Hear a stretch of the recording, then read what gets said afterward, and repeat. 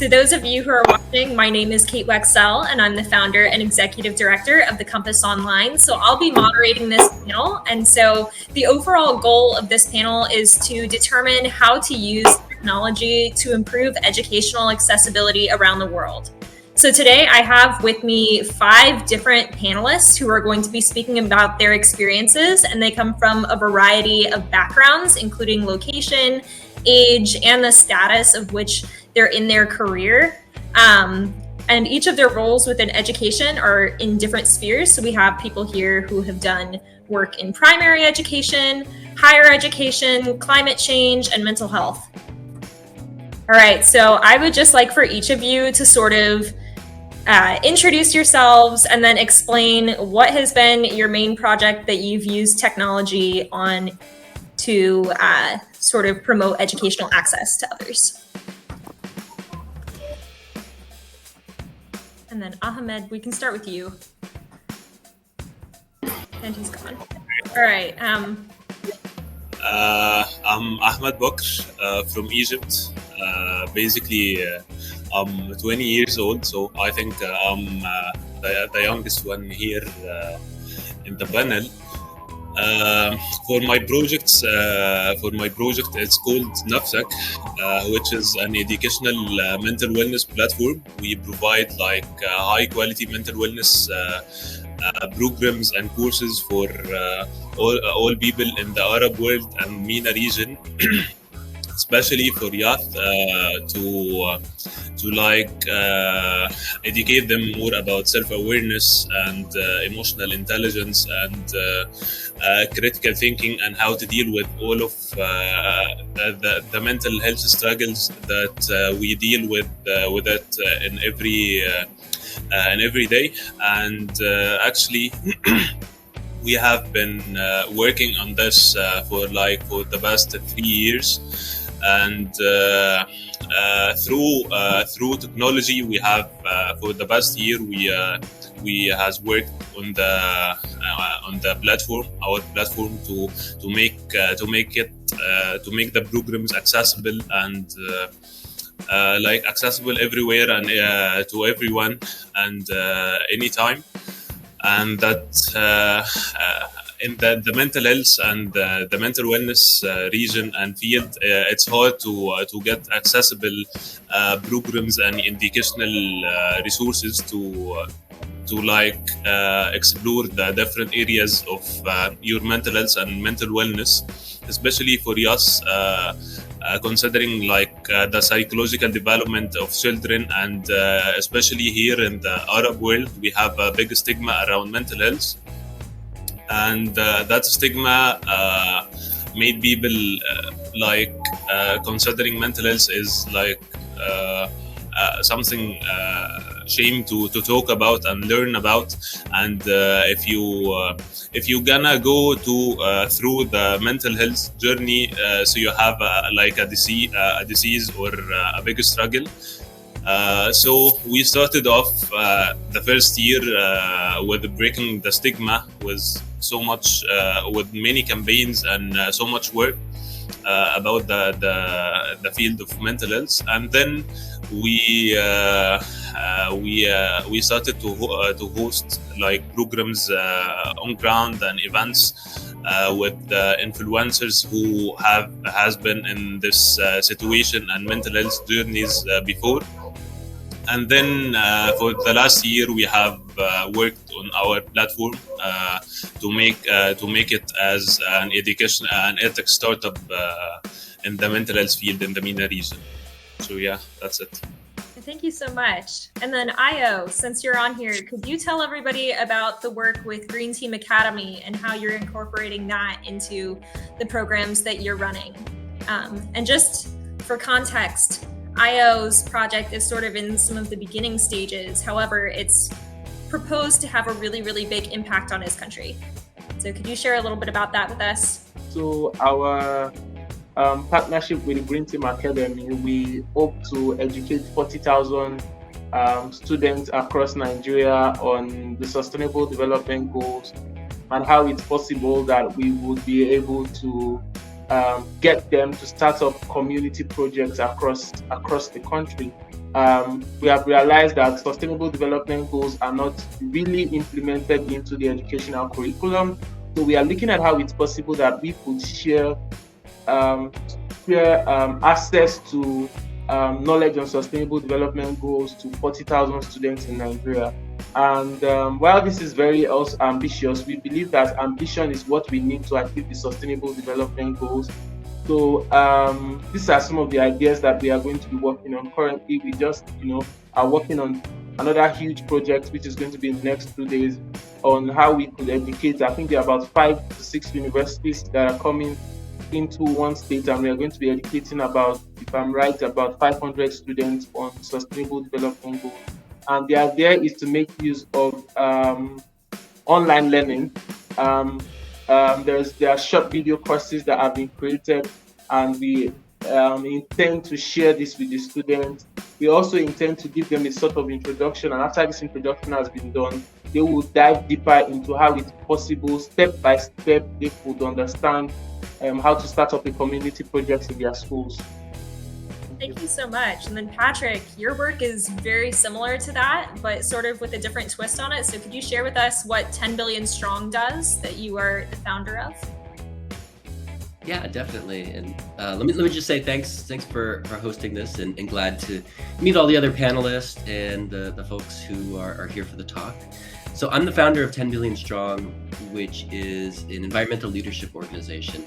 So we have a curriculum called the Green Leaders Academy, which is based upon 3 different pillars. So number 1, environmental literacy, number 2, leadership development, and then 3, civic engagement. What we're trying to do through this curriculum is help people understand what are the environmental challenges that are happening in their communities, but also across the world, how to lead themselves and others, and then how to use the levers of power to drive change. And it's something that we feel like is so important that we want to make it accessible to people all over the world, which is why we use technology in an online platform to distribute our curriculum.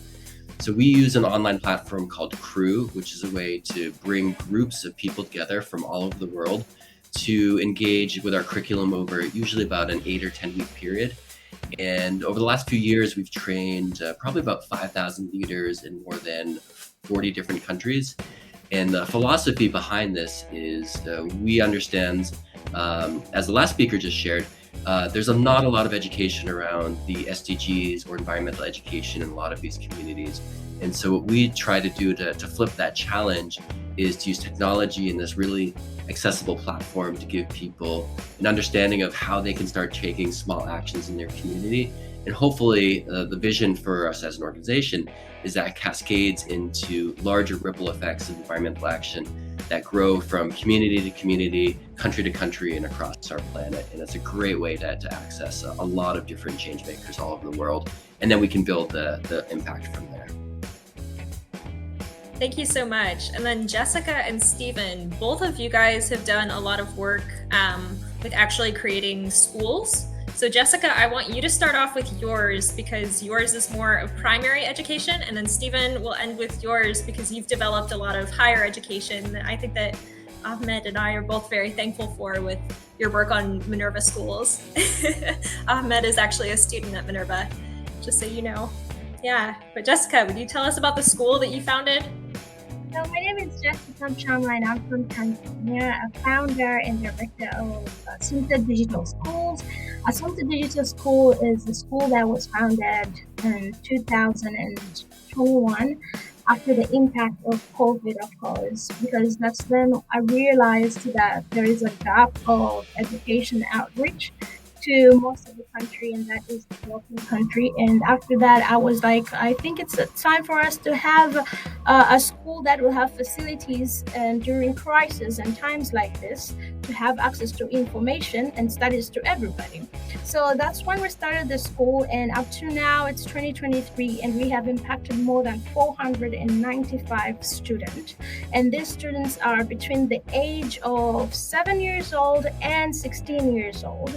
Basically, it's a primary level school because I also believe that in order to have a significant change. We have to start exposing these new technologies and involving digital literacy and good ways, of course, of using computer and technology to emphasize the generation that is coming. And that is the gap that we had seen it in time to time, but it's time for us to build that gap and to make a way for the future that's going to be visible for everybody. And after this school being us raising the school, we're so happy that we also got our own system of tracking down the progress of students, even while they're at home, and interacting the students and the parents and the teachers, because we believe that for education to be impactful, it has to be a triangle way of communication of the parents, students, and the teachers as well. So my vision for this school actually is to impact more underprivileged students, because out of a number of so many international students, they come from the background where they were never exposed to get the right education system as it should be.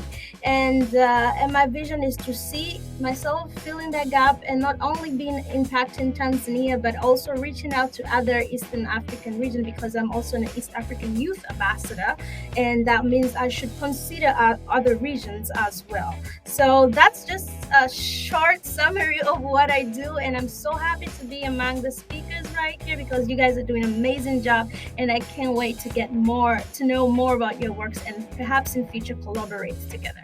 Thank you. Yeah, thank you, Jessica. And then Stephen, could we hear from you? Yours is sort of different. You've done more research-based and creating curriculums and things like that. Yeah. I spent 3 decades on the Harvard faculty, where I was chair of the Department of Psychology and then Dean of Social Sciences there. My specialty has evolved into the science of learning, how people learn, how they remember, how they get information out of memory, and so forth. And that has led to a whole slew of applications. So I left Harvard after 3 decades and eventually ended up in Silicon Valley, where one of the things I did was I was the first academic hired by Minerva. So I was chief academic officer there and founding dean, and oversaw putting together the curriculum, the pedagogy, and worked closely with the tech team to develop the technology, Minerva Forum, which is, to this day, still works very effectively to teach people when they're rotating around the world. So as you know, Minerva's 7 different countries, but some of the students in a given class are not necessarily in the same place. So technology works well. Eventually, after almost 6 years, left Minerva to start Foundry College, which is sort of the opposite of Minerva. It's for working adults. It's not liberal arts. It's 2 years. It's focused on job-related skills. The idea was to teach people skills and knowledge that would not be easily automated. That was the idea. It's still going. And in the meantime, I've started another company called Active Learning Sciences, which is sort of wholesale. Everything prior to that was kind of retail, is sort of directly dealing with learners. This deals with institutions, the current company. So, for example, we're helping to build a new university in Seoul, South Korea right now, from scratch. And it's fun because we get to think about new ways of doing everything. So, for example, we're making a lot of use of AI now. So I just finished writing a book called Active Learning with AI, a practical guide, which talks about how to use ChatGPT and things like that to leverage these 5 principles that I pulled out of the literature for learning, and really help learners everywhere to be able to engage in active learning in ways that will help them succeed. Yeah, thank you so much. I guess, could I start off by asking you another question, sort of, since you're the one doing the research behind all of the applications that the rest of us are trying to create, whether it's through Crew or in-person schools using technology or apps or the variety of different platforms that we're using. So what are some of those 5 active learning principles that you would recommend for the rest of us to utilize to make our learning more effective? You can break them into 2 big groups. One of them, they're variants of the idea of pay attention and think it through. pay attention and think it through. So the first one of those is called deep processing. It turns out the more you pay attention to something and think about it, the more likely you are to remember it, whether you want to or not. So for example, if you look back, say you're in bed, end of the day, going to sleep, but you're reviewing what you did that day. Okay? How much of what you recall as you're laying in bed you think you tried to memorize at the time it was happening? I've asked thousands of people this question. The answer most people give is somewhere between 5 and 10%. Think about that for a minute. That implies that somewhere between 90 and 95% of what you remember at the end of the day, you didn't try to learn, you didn't try to memorize. It's a byproduct of having paid attention and thought about things. So the trick is we want to figure out what's important to master a given learning objective and get the students, the learners, to focus on that material and think about it. So the principle of deep processing is probably the central principle of active learning. And then there are variants of that. There's deliberate practice, where you figure out what the hardest patches are for you and use disproportionate effort on those. So it's not you just do the same thing over and over again mindlessly. You use feedback to isolate where you really need to focus. That's deliberate practice. And then you've got dual coding, where you pay attention to multiple modalities, to showing and telling much better. So those three, deep processing, deliberate practice, dual coding, are all variations of this general idea. Pay attention, think it through. And then the other set of two of them are completely different. They're about making connections. So one of them is called chunking, where you organize things into 4 or fewer units, because you can only hold about 4 units in consciousness at once, as many as you can pay attention to. And the last one is associations, which you can use in lots and lots of different ways. So you can integrate information into what you already know, and that's how you're going to really remember it. So these 5 principles turn out to be really easy to implement using AI.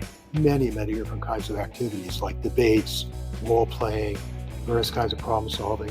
The AI can actually play 3 roles at once, taking on different personas, and assign a role to you randomly.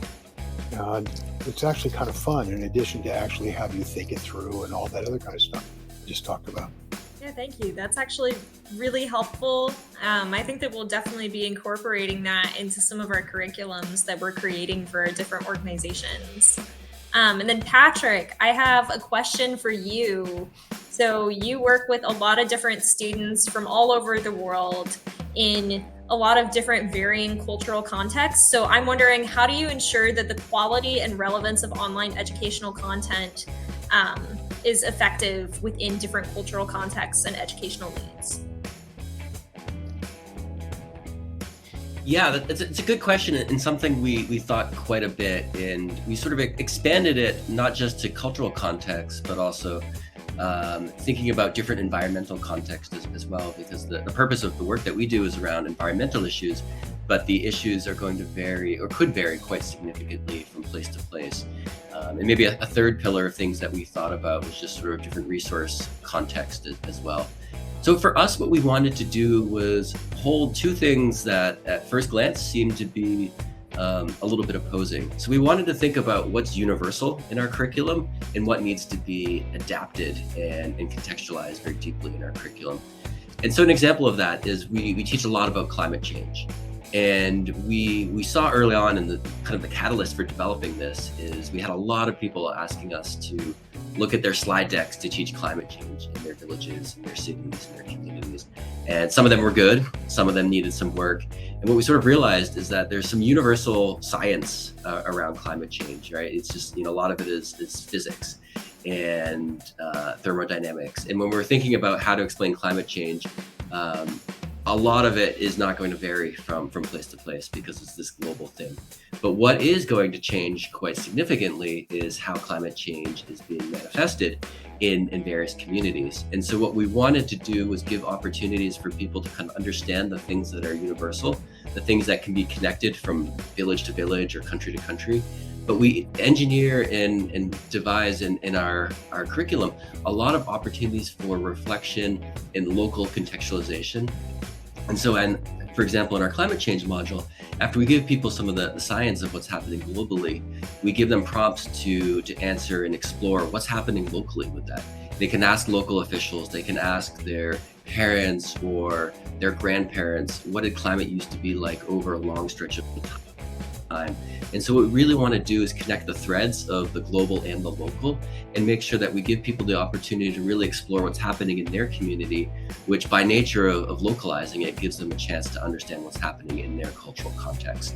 And we also want to just make sure that it's accessible from a linguistic point of view as well. And so we try to make sure for people who are non-native English speakers, even though our curriculum is in English, we give people the tools to, we really make sure to define all the terms that we're using in our curriculum, especially if it's science-based. A lot of these participants may not have had some of these courses to define some of these terms in their native language or in English. So we need to make sure to give them that context ahead of time. We found that it's really helpful because we get people to really share and understand from various cultural perspectives, and we're connecting across different regions at the same time. Thank you. And so, Patrick, you had talked about localization, and I know for Ahmed, Jessica, and Io, all of your projects are fairly local. They're within your country or region. And so I have a question for the three of you. So have you encountered any cultural or societal resistance to the integration of technology in education? And if you did, how did you address it? Okay, actually, if we are talking about mental health itself, we have a big stigma around it. So imagine having a technology solution for solving this problem. It's more stigma over it. And actually, here in the Arab world, lately, we have been exposed to technology and using it and implementing it in our day-to-day life. So it's hard to be able to learn how to use technological solutions and then use it every day in their routine and all of that. So we have two stigmas here in the local community and in the local audience. And actually, when I started to think about it as an edtech startup and pitching it to other ventures and investors and all of that, they have questioned the idea of implementing such a solution in mental wellness field, and like how you gonna sell this to people and how you're gonna overcome those challenges. And that was like a good start to start with the question they have asked us about. And then we at that point we had a large scale of audience on social media from youth, and most of the audience we have targeted before in our events and campaigns and in our on-ground programs. So we started to implement it with like the MVP of the platform and see if it's applicable and how people will interact with it. And actually, after I wasn't like aware of how to use active learning within the process of implementing educational programs and all of that. And after learning about Minerva actually and getting accepted within this year M27 class. So we have been through the summer preparation courses, and within that process, I came to know some new concepts about active learning and how to implement it in the educational programs and courses actually. And then I started to reflect all of this journey on the platform and the programs we have. And actually, one of the main reasons I wanted to join Minerva is it's a leading venture and school in using technology, and it's a big tech in the higher education. So that was my goal, to learn more about how implement technology in this field. And then as we are working again on the platform itself and the programs itself, from a point of how to organize the curriculums and the courses and the programs and the activities behind it. So that's what we have faced for the 2 years, the last 2 years now. Well, I'm excited to see what you guys are going to do next with the new learning that you've been doing and that you will be doing here in San Francisco soon. Jessica, I guess, could I hear about sort of cultural context in Tanzania, and have you received any pushback there for your efforts, or have people been generally supportive? First of all, the term itself, technology, is very technical.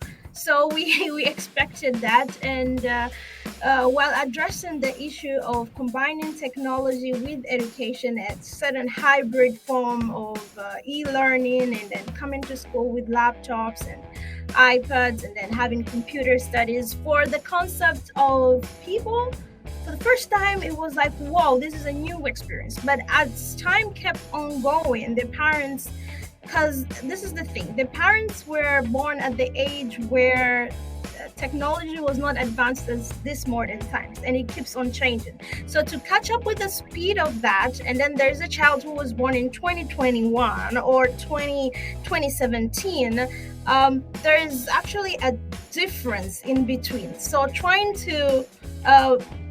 to merge this understanding of both the parents, the teachers, and here coming other teachers who had no exposure of technology.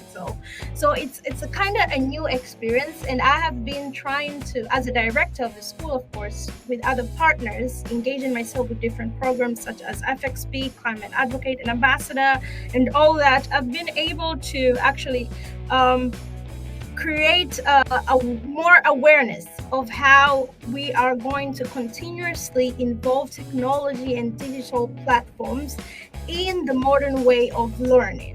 So that has been a new way of learning, and I'm so gladly that the parents, the guardians, the community itself, they accept it. But what I can say, we still need to put more efforts, because it's not a thing that we were all raised with at one point or the other. And what I can also say about hearing Patrick talk about the climate issues, we also try to involve climate activities in the school right now.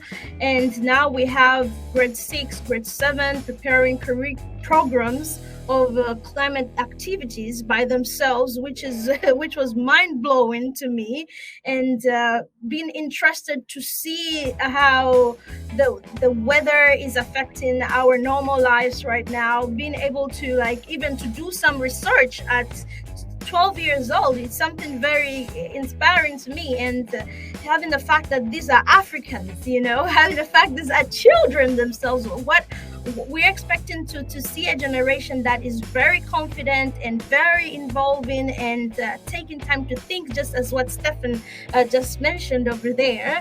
And throughout the time, they're getting themselves involved in technology and education. So it's quite a new experience, and we are grateful that the government is supporting, the people are supporting, but more work has to be done on our side of management, collaborating with experts such as Stefan, Patrick, Ahmed, and the rest of the team, and Ayo. Yes, that's what I can say. Thank you, Jessica. And Ayo, have you had any issues with using the technology? I know when you guys are showing videos and video presentations, it has to be offline content. I guess, do you guys get any pushback from people in the community? And then also, what are just some of the challenges that you guys have once he comes back? Can you guys hear me clearly? And what are some of the challenges that you guys have with sort of implementing technology within your work? So I think that one of the problems that we've encountered is regarding internet connection. Just like you can hear me, my voice is probably cracking. I think that this is some of the things that we have to work in line with until we are able to step up into the phase where we have like stable internet connections in all places. However, we've been able to see a sort of acceptability in regards to making use of technology to educate people about climate change, about the sustainable development goals.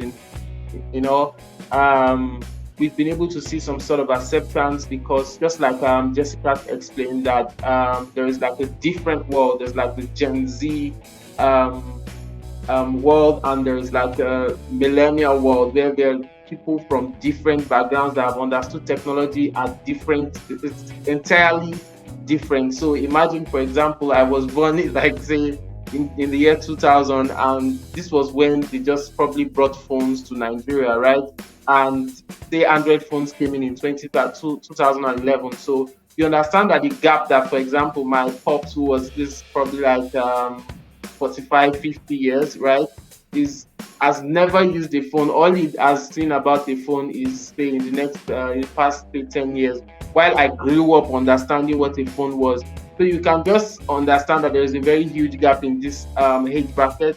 But we've been leveraging on technology and using it to converse with the Gen Z generation, and also finding ways to also communicate with the older generation. But I think that one of the most important difficulties we've had is regarding like internet connections, and yeah, that has been like a very difficult part for us. But the rest has all like been good, and I think that audiovisual learning has just improved and like made a lot of students to like improve like their system of education, because people that, for example, just learn theoretical stuff. You know, we when we were younger, right, they just teach us the theoretical part, but now we can make it of audiovisual learning. Oh, this is where this is the geography of the world. We can show them as alongside how we teach. So this is these are some of the things that technology has used to improve our education system around here. And yeah, I must say that I'm inspired by all the work that all of you are doing. Yeah. Thank you, Io. So what I'm hearing is that overall people have been very supportive of technology. It's just been more with some issues of the logistics of actually using technology, the internet issues with which we found different ways to deal with that, and then the actual topics of instruction themselves that people are sort of struggling with in different ways. But then Io, so your project, you've been traveling for several months to go to different universities to teach students about climate change. So how have you been able to sort of integrate your work with this type of education with the curriculum that's already going on in the schools, or like with their local learning environments? Thank you for that question. So one of the things that I've done is that, first of all, before like I get to any school, what I like to do is I like to understand their pain points, the problems that they face. So before I go to any institution, one of the things I like to do personally is that I send out a survey to the students and understand the problems that they face. And so understanding the problems that they face, I try as much as possible to see how it's possible that I can make use of these problems that they face to explain what I'm trying to explain to them, right? And then I bring in audio visuals, just like I explained earlier, with the use of sometimes maybe to the use of like I send them materials through like WhatsApp or like through Telegram. I send them the materials ahead before I come, and then they have some sort of understanding of what I want to do. But then one of the things that I personally always do is that I find ways to hit them at their pain points, explain, oh, this is the issue, this is why this is the reason why this is like this is why flood is not caused by God, you know. And I try to explain and break it down in detail for them to understand. And I think that leveraging with the power of like access to communication, for example, just being able to send audiovisual materials with individuals across, like before I even come to the event, makes it easier for me to like explain my points, and they sort of have a sort of understanding before I even like come. So I think that that's some of the ways that I've been working alongside this. Also, we also have, like with the Green Team Academy and the Compass, we also have some videos already that are also going to be like training systems for these students. So it's pretty much what we are working. Thank you. And then I have one more question for all of you. So the Changemaker20 Summit is mainly focused around developing leadership within the youth in Africa and Asia. So for all of you, I guess, what future developments do you see in the use of online platforms for education in Africa and Asia, and how do you plan to stay adaptable to emerging challenges? Well, I'm just struck by the innovations in generative artificial intelligence, which I know isn't really a platform, but it's going to appear on every platform, ranging from a cell phone to a tablet to a desktop, whatever. And right now, they're inexpensive to use. There are several of them that have free versions, which are very serviceable. So the question is, how can we leverage that so everybody around the world can benefit from this really revolutionary technology? And I think we're starting to see the answers. Active learning being one of them, obviously. Of course. Yeah, I definitely agree. I guess, do you have any advice for how to get more people to use AI technology? Because I know even here in the United States, there are a lot of people who are too afraid to use it, even though it can be beneficial. It's always good to have a goal. So it doesn't really work just to sit down and mess around with it. You have to have some reason you want to be using it. So if you're like us and you're all interested in instruction and helping people to learn, then it's pretty straightforward. What you need to do first is have clear learning objectives. So as soon as you know exactly what it is you want your learners to achieve, then you're in a position to be able to take advantage of AI. You can ask it to come up with ways to help the learners achieve it. And you can also ask it to help assess how well they've done and provide feedback, so you can actually make good use of this deliberate practice approach. So, but the goal is to have a goal. You've got to start with a reason. In the educational sphere, it probably should be something around learning objectives. And then you have to be willing to iterate and play with it. It's not intuitive. A lot of what these things do is surprising, really surprising. So I advise people to do that and try to think of ways of taking advantage so that the playing field stays level. We're at the early days, and we're in a position to actually make good use of this. Yeah, that's great. I know I've tried to encourage people to start using AI to help them out, especially with teaching methods and creating curriculums and making some of that lesson planning easier. So any tools that would make it more helpful for teachers, that would be great. But just keep in mind that the human has to be in the loop. You can't just let it do its thing and then take it at face value. They're buggy, they hallucinate, stuff like that. So it's a first step. It's an inspiration, but the human has got to be part of the loop. You're the one that comes with the goal. You're the one that has the use that's turning to it. You got to keep that in mind. You can't just take what it does as gospel. Yeah, thank you. That's some great advice. And then Patrick, where do you see the future of using technology with education going within Asia and Africa? Yeah, I think for us, especially around environmental education, the places where we work, I think just regular education can be incredibly limited. And so I think it'll be decades or generations before some of the education systems can sort of catch up to where they need to be.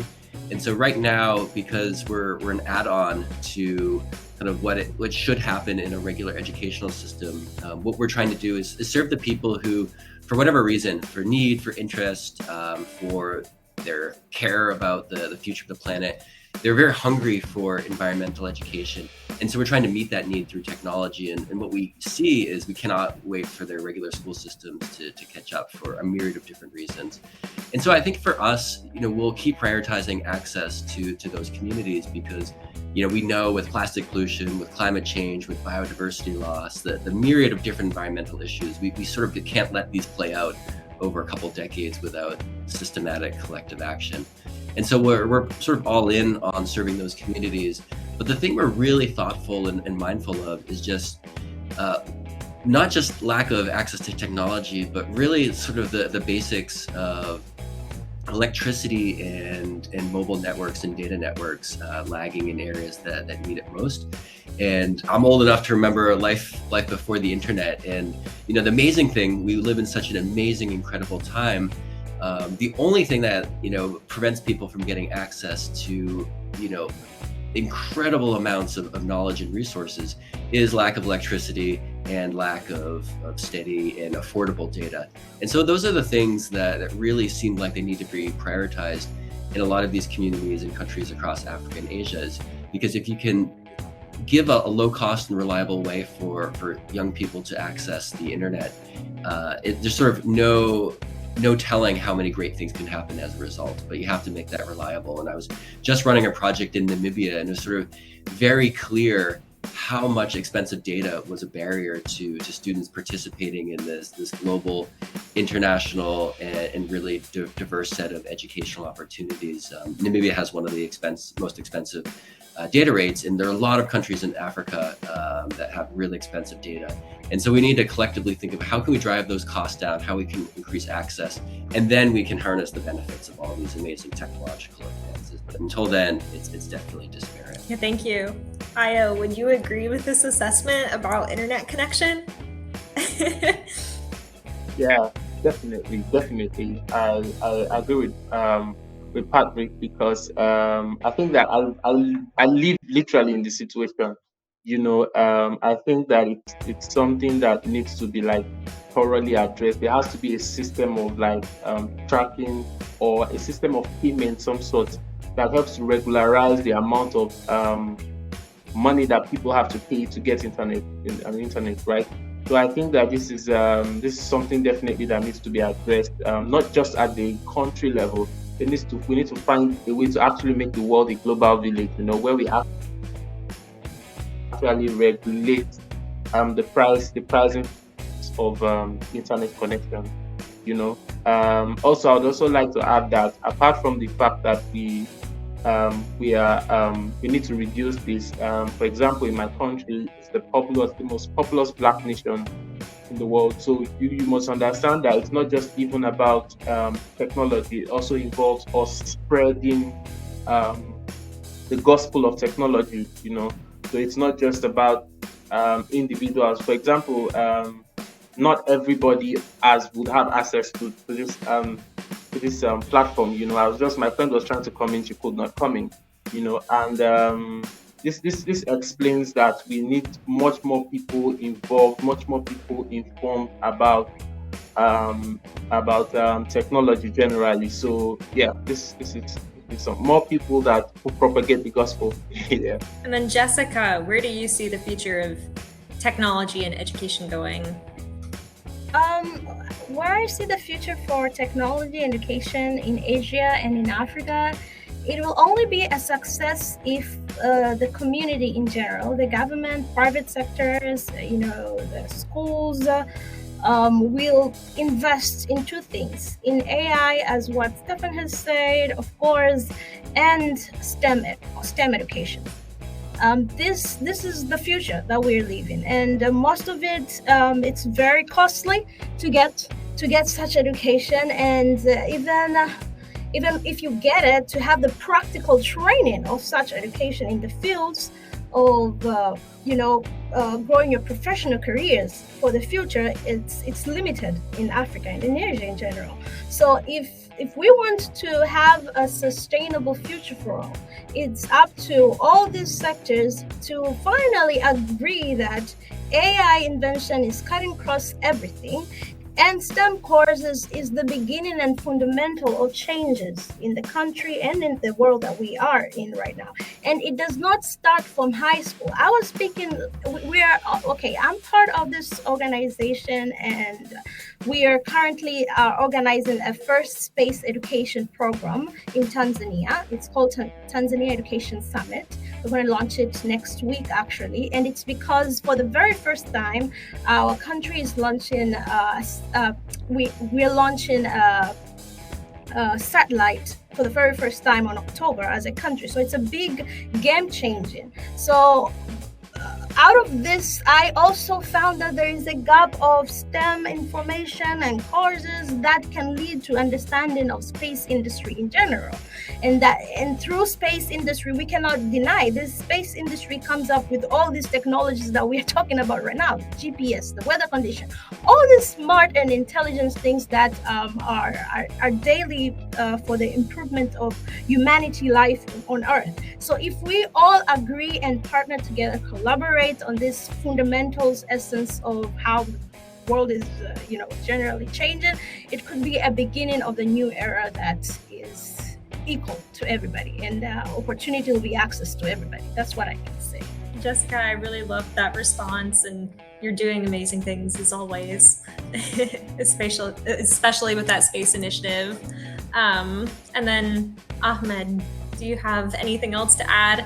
Actually, Jessica has inspired me to remember that in developing countries, an essential part to like push educational technology and technology overall is the country and the government regulations.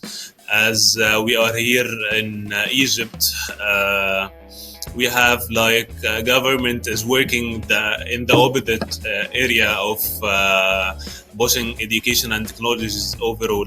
Within this economical crisis, governments are just focusing on like having sustainable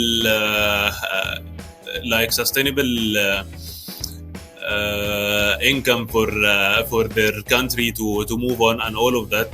So here in Egypt, we have faced so many regulations that cause startups to shut down and many unicorns to decline and all of that. And that's because our government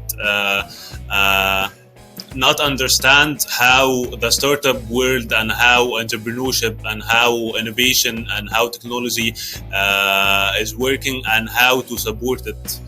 I think the reason that the developed countries and the developed world has already got where it is now is because they have they have understood this the idea of supporting research and new technologies and all of that, and giving them the support they need, like electricity, internet, and the very, very basic and fundamentals things we need. And even we have those fundamentals and basic needs here in Egypt. Actually, government is trying to kill anything that have like innovation, because they just don't understand it, and they like have no space to or no time to understand it. So we will not work on those regulations and all of that. So this is one part of the problem. And I think it will be a huge part of the solution if governments worked on that. And the other thing, considering the use of education, especially for youth, as we are at Nafsak Works, it's about commitment too. We have in the world there is a concepts have been into the field lately, which is edupreneurs, which is like any influencer in the educational board delivering any type of education and calling themselves experts and all of that. This is actually damaging the field of education overall, and it's like a bad way to use technology too. And when we look at it, it's like in developing countries, we don't look at the background of the information and the research and all of that. So many people like focus with those people and give them some trust, and without consciously researching or getting to know the information where it's coming from. And I think that's it. This is one of the big challenges we have dealt with so far. Yeah, thank you. Those are some really valuable insights on sort of the country context and the context of the region, with some challenges that we should all work together to try to overcome some of them. But thank you guys so much for joining the panel today. I've really enjoyed listening to all of you. You all have some incredible thoughts and some projects that you've worked on that I think are really influencing people's lives and really sort of changing the world of education for different people.